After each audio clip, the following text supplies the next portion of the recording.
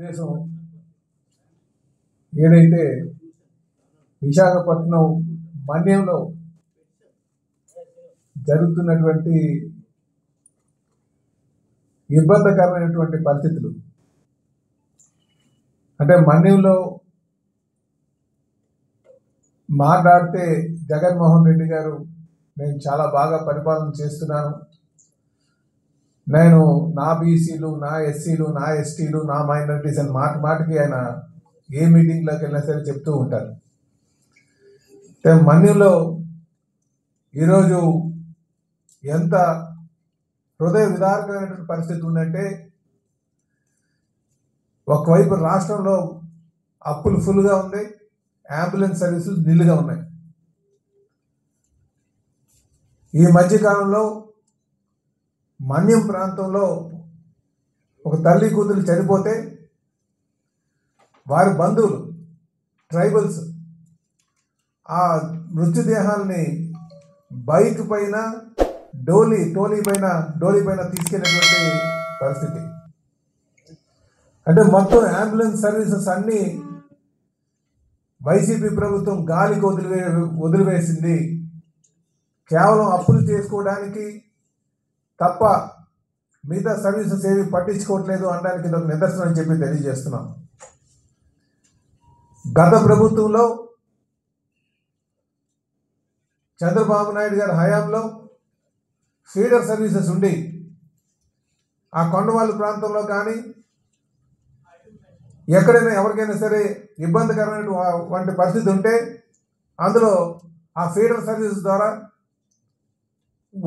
ఒడ్డుకి అంటే పల్లం ప్రాంతానికి తీసుకొచ్చి వాళ్ళకి మెడికల్ సదుపాయాలు ఏర్పాటు చేసేటువంటి సందర్భం ఉండేది. కానీ ఇప్పుడు ఎంత దారుణంగా ఉందంటే, వాళ్ళని అంటే చూడడానికి చాలా ఇబ్బందికరంగా ఉన్నటువంటి, వినడానికి ఇంకా బాధకరంగా ఉన్నటువంటి పరిస్థితి. ఒక మృతదేహాన్ని బండి మీద కూర్చోబెట్టి తీసుకెళ్తున్నామంటే మనం ఎక్కడున్నాం, ఏ పరిస్థితిలో ఉన్నాం, దీనికి ఎవరు సమాధానం చెప్తారు?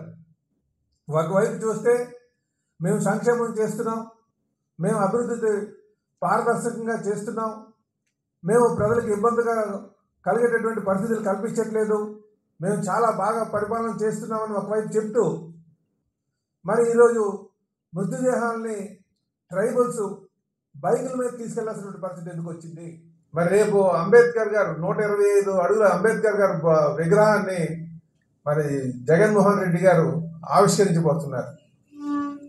మంచిదే, ఎందుకంటే అంబేద్కర్ గారి విగ్రహాన్ని కట్టించారు అంటే కేవలం బొమ్మ మీద ఆ ప్రేమ ఉండడానిక, లేకపోతే ట్రైబల్స్ మీద ఏమైనా ట్రైబల్స్ మీద కావచ్చు, లేకపోతే ఎస్సీస్ మీద మీకు ప్రేమ ఉందా అని అడుగుతున్నాం మేము.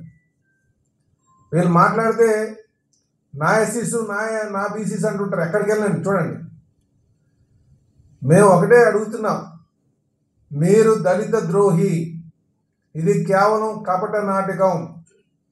అంబేద్కర్ గారు బొమ్మను పెట్టి ఆ ముసుగులో వీళ్ళు చేస్తున్నటువంటి దారుణాలు అన్నీ ఇంత అంత కాదు. ఎందుకు ఈ మాట చెప్తున్నామంటే, కోడి కత్తి వ్యవహారంలో కోడి సీను సుమారు 5-6 సంవత్సరాలుగా జైల్లో ఉన్నాడు. వాళ్ళ తల్లి ఈ రోజుకి కూడా ఆ తల్లి ఘోష మీకు ఊరికే పోదు, ఆ ఘోష ఖచ్చితంగా మీకు తగులుతుంది.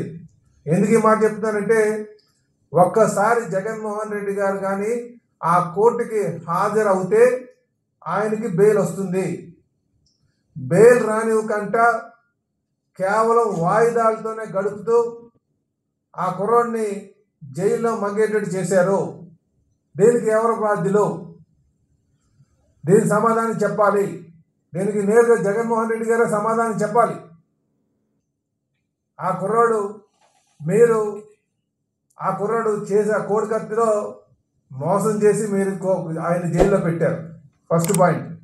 రెండో పాయింట్, ఇందుకు ఒక్కసారి మీరు వాయిదాలకు వెళ్తే చాలు అని వాళ్ళు చెప్తున్నారు, అందరూ కూడా ఎన్ఐఏ వాళ్ళు. కానీ మీరు ఎక్కడ కూడా వాయిదాలకు ఎక్కడ కావట్లే. ఒకసారి విట్నెస్ కింద వెళ్తే సరిపోతుంది, అది చెప్పట్లే. మీరు మాత్రం బెయిల్ మీద మాత్రం మరి 13 సంవత్సరాలుగా ఉంటున్నారు. అంటే ఎంత వివక్ష ఒకసారి ప్రజలందరూ కూడా ఆలోచించుకోవాలా. ఈయన దళిత ద్రోహి, జగన్మోహన్ రెడ్డి అనే వ్యక్తి దళిత ద్రోహి. ఇంకా చెప్తాం, ఈ ఒక్క శ్రీను కేసు ఒకటే కాదు, కోటి శ్రీను కేసు ఒకటే కాదు. విశాఖపట్నం సంబంధించినటువంటి డాక్టర్ సుధాకర్ కరోనా వచ్చిన సమయంలో మాస్క్ అడిగితే ఆయన మీద మీరు మానసిక వేదనకు గురి చేసి సస్పెండ్ చేసి ఆయన మరణానికి కారకులు అయ్యారు. అలాగే ఎమ్మెల్సీ ఆ డ్రైవర్ సుబ్రహ్మణ్యం ఇలా హత్య చేసి ఇంటికి పార్సల్ పంపించారు. ఆ కుర్రాడుగా దళిత కుర్రాడే. అలాంటి ఎమ్మెల్సీని మీరు పక్కన కూర్చోబెట్టుకొని తిప్పుతున్నారు. దాన్ని ఏమనుకోవాలి? మీకు దళితుల పక్కన ప్రేమ ఉందనుకోవాలా, లేకపోతే దళితులంటే వివక్ష అనుకోవాలా? ఆ ఒక డోలీ పైన తీసుకెళ్ళినటువంటి పరిస్థితి వచ్చింది. ఎందుకు వచ్చింది? ఇది నిర్లక్ష్యం కాదా? దీనికి సమాధానం ఎవరు చెప్తారో చెప్పాలని చెప్పి ఇతర ప్రజలకి అడుగుతున్నాం. మేము చంద్రబాబు నాయుడు గారి హయాంలో ఆ ఫీడర్ అంబులెన్స్లు ఉన్నప్పుడు ఎవరికైనా ఇబ్బంది కలిగితే వెళ్ళి తీసుకొచ్చేవారు. ఎందుకు మీరు ఫీడర్ అంబులెన్స్ సర్వీసెస్ నీరు గార్చారు? అంబులెన్స్లు ఎందుకు అందుబాటులో ఉన్నాయి? అందుబాటులో లేకపోవడానికి కారణం ఏంటి? అలాగే ఒకవైపు ఈ ప్రభుత్వం మేము అంత చేస్తున్నాం ఇంత చేస్తున్నాం చెప్తూ అన్ని రంగాల వారికి, అన్ని సెక్షన్ వారికి కూడా ఇబ్బందులు పెట్టేటువంటి పరిస్థితి ఉంది. ఈరోజు ఈ ప్రభుత్వం అన్ని విధాల ఫెయిల్ అయిపోయింది. ఈ ప్రభుత్వాన్ని ఇంటికి పంపించాల్సిన పరిస్థితి వచ్చిందని చెప్పేసి మీ ద్వారా మేము తెలియజేస్తున్నాం. ఏ ప్రభుత్వం అయినా సరే, ఏ పాలకుడైనా సరే అనగారినటువంటి వారికి, అలాగే ఇబ్బందుల్లో ఉన్నటువంటి వారికి సకాలంలో వైద్యం అందించకపోతే ఇది ఒక పరిపాలన అనిపించుకుంటుందా? దీనికి సమాధానం చెప్పాలి. కనుకనే ఇది జగన్మోహన్ రెడ్డి గారి యొక్క నిర్లక్ష్య వైఖరి వల్లే ఈరోజు అంబులెన్స్ సర్వీసెస్ అందట్లేదు. కేవలం వీళ్ళన్నీ కూడా ప్రకటనలకే పరిమితం అవుతున్నారు. వాస్తవికంగా ఎటువంటి సర్వీసెస్ కూడా పేదవాడికి అందట్లేదు. ఈరోజు విశాఖపట్నంలో మన్యంలో జరిగినటువంటి ఈ హృదయ విదారకమైన సంఘటన దీనికి నిదర్శనం అని చెప్పి మేము తెలియజేస్తున్నాం. ఎంత దారుణం అంటే ఇద్దరు వాళ్ళ బంధువులు, ట్రైబల్స్ వాళ్ళ బంధువులు బైక్ మీద ఆ మృతదేహాన్ని మధ్యలో కూర్చోబెట్టుకొని తీసుకెళ్ళడం చూస్తే నిజంగా ఇది నేషనల్ న్యూస్లో వచ్చినటువంటి విషయం. మీరు చూడండి, నేషనల్ న్యూస్లో సిగ్గుచేటు ఇది. ప్రతి వైఎస్ఆర్సీపీ నాయకులు కూడా సమాధానం చెప్పాలి. మేము సంక్షేమ పాలన అంటున్న ప్రతి ఒక్కరు కూడా దీనికి సమాధానం చెప్పాలి.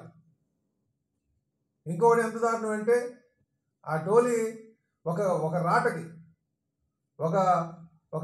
రాటకి బాడీని కట్టి ఇద్దరు వ్యక్తులు తీసుకెళ్తున్నటువంటి సిచ్యువేషన్ చూస్తే మనం ఎక్కడున్నాం? మనం అభివృద్ధి చెందినటువంటి రాష్ట్రమా, లేకపోతే ఆ అనాగరికమైన రాష్ట్రమా? ఒకసారి సమాధానం చెప్పాలి.